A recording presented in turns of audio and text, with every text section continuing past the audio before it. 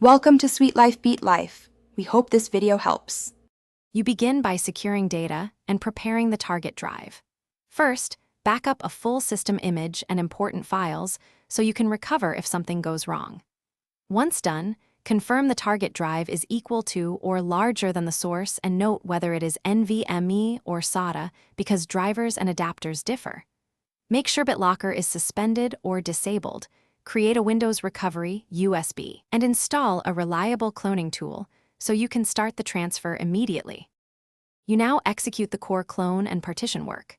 Start the cloning tool and choose sector by sector only if you need identical layout. Otherwise, use intelligent cloning to shrink or expand partitions automatically.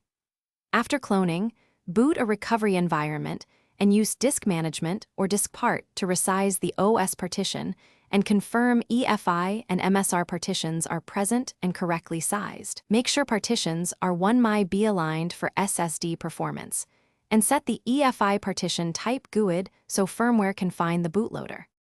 You complete the transfer by configuring firmware and repairing the bootloader. Reboot into UEFI and select the new drive as the first boot device, disable legacy or CSM when using UEFI-only setups, and then boot recovery media to run BCD boot C, \Windows, or use startup repair to rebuild BCD. Make sure Windows loads drivers for NVMe or SATA controllers.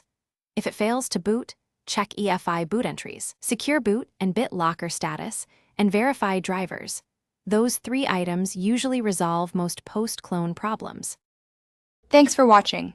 Consider subscribing if we helped you.